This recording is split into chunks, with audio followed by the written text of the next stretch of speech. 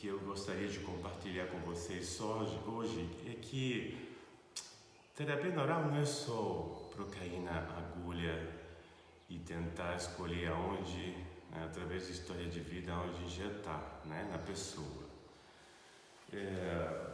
Primeiro que tudo, a gente tem que lembrar que lá na frente, quem nos visita, essa pessoa, é um ser humano.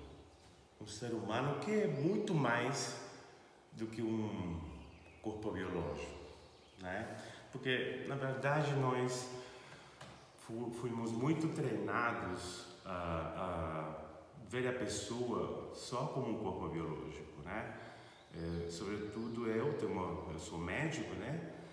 E, de alguma forma, pelo modelo um pouco cartesiano, um pouco bastante, diria, da nossa formação médica, que tem herdado também um grave problema, né? Um hiperreacionalismo. Então, essa ração tão excessiva, de alguma forma, não deixou a gente sentir mais. Que o sentir é o ser humano que reconhece o que eu tenho sentido, não pode estar fora, de alguma forma, de mim em algum momento, menos numa consulta médica também, né? Por quê? Porque a pessoa vem sofrendo de alguma forma e eu tenho meus neurônios espelhos, né? Tenho capacidade de empatia, de compaixão, eu vou me emocionar. Então, o que a ciência médica tentou fazer? Capar na gente essa capacidade de sentir na hora da consulta. E por quê? Porque parecia que as emoções iam atrapalhar a consulta. Não ia deixar você claro para entender o que o paciente estava tendo. Você ia perder, também foi falado isso para mim, pelo menos, objetividade. Só que, veja a trampa do assunto, né? Se eu sou objetivo com você, com qualquer um, eu estou olhando, meu olhar para você é como se você fosse um quê? Um objeto, claro. Mas você é um objeto? Eu posso estudar você igual que este computador? Será que esse pensamento racional, né, linear, mecânico, que me ajuda muito a arrumar um carro, computador, vai me ajudar também a saber o que está acontecendo com o ser humano? Eu acho que a gente está perante um grande desafio aqui. Começar a conseguir ter outras distinções de uns aspectos mais sutis do ser humano que influem e muito na saúde dele. Então, eu acho que todo mundo pode reconhecer isso, né? Nossos pacientes, nós mesmos, na nossa própria vida, vamos pensar isso um pouquinho, será que vocês viram alguma correlação entre algum início de doença que foi de alguma forma iniciado por um estresse emocional? Vocês viram aquela relação alguma vez? Viram aquele link alguma vez? Eu acho que quase todas, não é?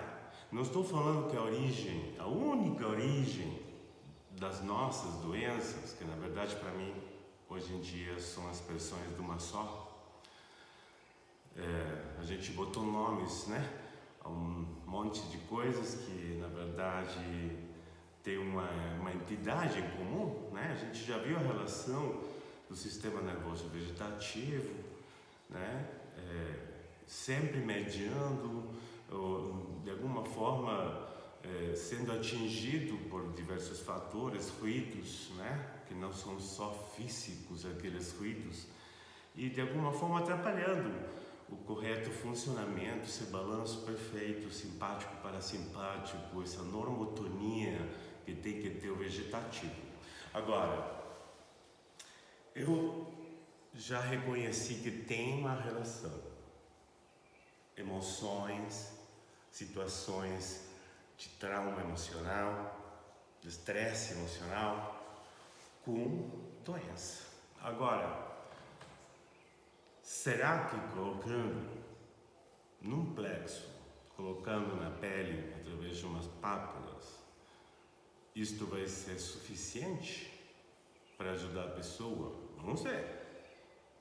Vamos ver, porque no início a gente começa a pegar toda essa informação nova, né, que vocês estão pegando, e tem um monte de coisas aí para, de alguma forma, colocar na hora da consulta que você não tinha antes, né, uma nova ferramenta, digamos, não é?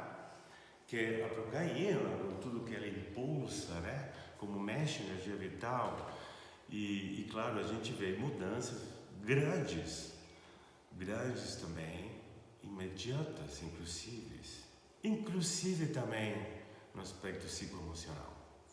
Então, eu me lembro dos meus começos, né, que eu estava assim muito entusiasmado com a minha procaína, seringuinha, agulhinha, ia pegando as novas agulhinhas, diferentes tamanhos, que no início era difícil pegar, e de repente, né, com todas as minhas antenas paradinhas aí, tentando olhar o que o meu paciente precisava, qual era o plexo, qual era a cicatriz, qual era, né, o ponto que eu tinha que de alguma forma estimular para aquele meu paciente melhorar. E realmente eu passei um período muito bom, muito feliz de sentir que eu ajudava muita gente, realmente. Inclusive na área emocional, eles estavam mais felizes, mais relaxados. Então, eu estava muito feliz também, realmente. Cada vez que eu conseguia mais encontrar o ponto e tal. Aí passaram alguns anos, né? Mas, de repente, começou a acontecer outra coisa. Porque esses meus pacientes, que normalmente ficam um pouco amigos, né? A gente conversa, de coisas profundas da vida até. Eles começaram a voltar por outros assuntos, pelo mesmo assunto, sei lá, que voltou depois de um tempo, anos às vezes. E como eu tenho um treino de escrever na história de vida quase que literal, né, que o paciente fala, porque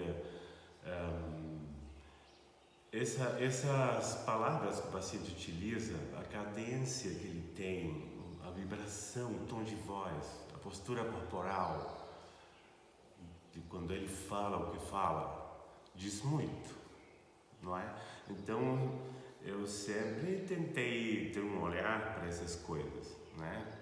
Colocar uma intenção para perceber essa sutileza, essa letra pequena, né? Esse subtítulo meio invisível, que são outros canais de informação também, né? Então, de repente eu começava a ver, né, escrevendo no meu computador, que o paciente falava do mesmo jeito, tá entendendo? Já tinha mandado pra merda, eu falo assim um pouquinho, desculpa, já tinha mandado pra merda a ex, o chefe, né, que tinha ele daquele jeito, e ele se liberou, né, do problema e tal, mas passaram os anos e a sensação era a mesma, mas com outros cenários, com outras pessoas, mas a forma de ele se relacionar com os outros, com a vida, com ele mesmo, isso não tinha mudado. A forma dele enxergar a vida, a forma dele separar de a vida, a forma de que ele acha que os outros o veem também, né? Como os outros veem ele. Às vezes sai um portunhol assim, desculpa. Então veio aí um assunto, será que eu estou ajudando mesmo? Porque eu também reconheci em mim aquilo, né? De que a gente repete aquilo que atormenta de alguma forma a gente. E repete, mas quando acaba esse negócio, não é? Será que, igual que eu fui treinado na universidade, eu teria que mandar para o psicólogo, para o paciente, ou eu ir para o psicólogo? Que eu fui, né? Fui várias vezes também. E não tem nada de errado. Só que aí eu comecei a me perguntar, será que a gente pode fazer uma coisa na terapia neural, também na consulta de terapia neural, para ajudar o paciente nesse sentido? Mas eu sou médico, né?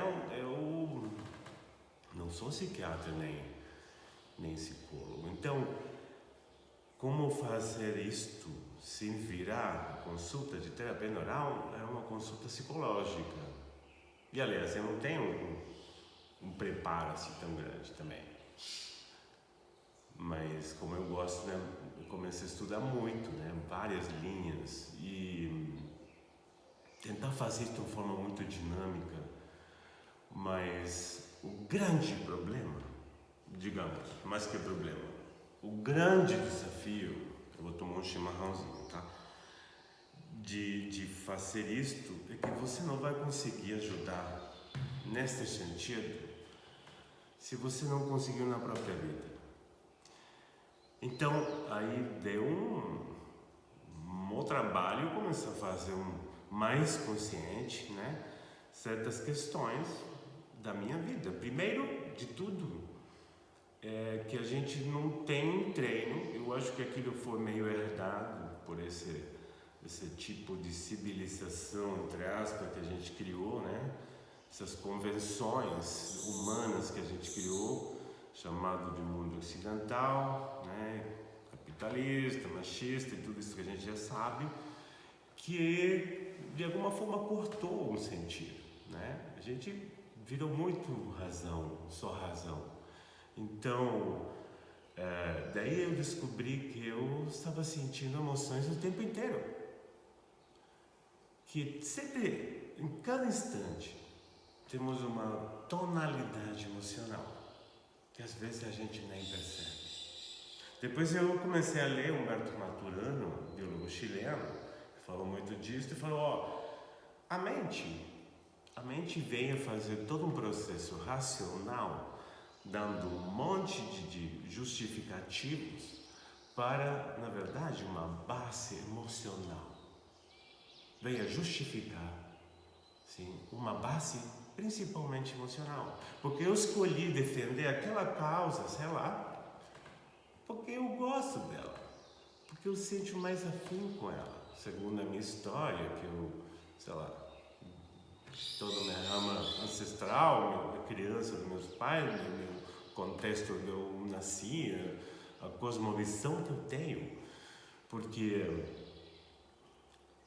tudo isso a gente recebe, né, atingido por toda essa informação que fica invisível para a gente, porque a gente não percebe aquela realidade, aquela normalidade no qual a gente se ajustou, mas nunca escolheu, porque a gente só tinha essa informação.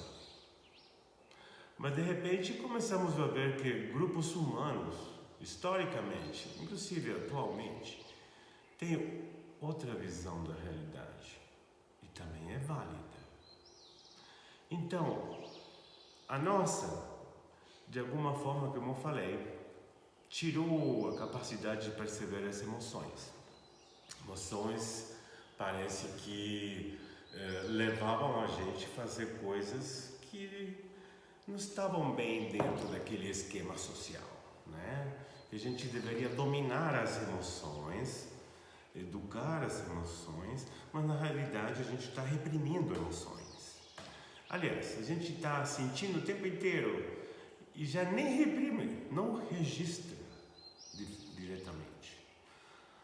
O assunto engraçado é que tudo isso, de qualquer jeito igual, vai mexer a biologia. E se eu estou, por exemplo, passando por uma situação de um estresse grande, eu tive um trauma X, medo, que deu abandono, que deu culpa, que deu o que for. E aquilo de alguma forma está sendo gatilhado quase todos os dias por uma memória que se ativa, porque eu vejo uma coisa similar no meu dia a dia, vem uma lembrança, aquilo do que me atormenta. Por mais que eu não queira registrar, por mais que eu tente tapar isto com mais telas de cores, né? Espelhinhos de cores que vêm em formato de celular, computador, cinema, TV, nem falar, ou jornais, ou notícias de outro alguém, ou olhando para onde não tem que olhar. Isto igual está acontecendo. Isto igual está mexendo na minha biologia. Isto igual pode até me adoecer. Então, o que eu fui vendo? Que ao longo da vida a gente vai acumulando memórias. Tudo que a gente vive, tudo que a gente percebe e sente, tanto de dentro desse mundo interno como externo, está sendo registrado. Vocês já sabem disso, né? Essa memória holográfica que o corpo é capaz de ter e que de alguma forma a gente também vê emerger aquilo quando injeta, faz um plexo, umas pápulas na área onde o paciente sente aquela opressão, aquela coisa da emoção, né? Mas o primeiro desafio, então, para começar a incorporar esta dimensão também na consulta, foi de eu começar a estar mais atento, registrar mais as próprias emoções, sim? E comecei a estudar um pouco disso também, mas sobretudo é relaxar, calar a mente, começar a sentir um pouco mais. Quando eu comecei a perceber mais e reconhecer mais em mim, comecei também a perceber mais no meu paciente. Inclusive, começar a simplesmente perguntar, antes de aquela situação começar, aquela dor, aquela enxaqueca, o que for, né? Aquele problema digestivo, o que estava acontecendo na sua vida? Ou eu vejo nos motivos de consulta, de repente, vários batem numa época da vida, 1, 2 anos, apareceram um monte de problemas que acompanham a pessoa até hoje. Então, eu pergunto, o que aconteceu naquela época? Você teve alguma situação de estresse emocional, de abalo, de grande preocupação, o que for? E o paciente não acredita, na verdade, que alguém está perguntando para ele. E quando você vê aquilo, quando você dá aquele espaço, o paciente começa a relatar coisas que estavam guardadas e por sorte alguém perguntou, abriu aquela portinha, né, para aquilo sair. Mas igual, aí vem outro desafio, né? Quando o paciente fala, não vai falar, claro, vai falar tudo misturado, vai falar uma projeção dele, uma forma dele enxergar essa situação, que normalmente não parte de lá, vem de uma memória mais antiga, tá? Então, antes de eu entrar um pouquinho na forma que eu utilizo para mergulhar nessa história emocional também do paciente, eu gostaria de começar já a mostrar aqui uns slides, né? Bom, a gente está aqui em Caminhos de Cura, né? Em Vila das Rosas, Córdoba, Argentina, né? E isso rende aí uma foto de computador. A gente vai fazer depois uma vista aérea bonita, né? Com drone e tudo.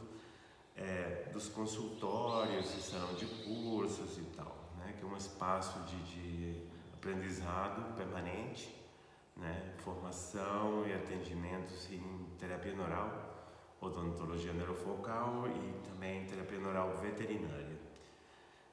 São todos convidados, claro. Com certeza a gente algum dia vai se encontrar por aqui.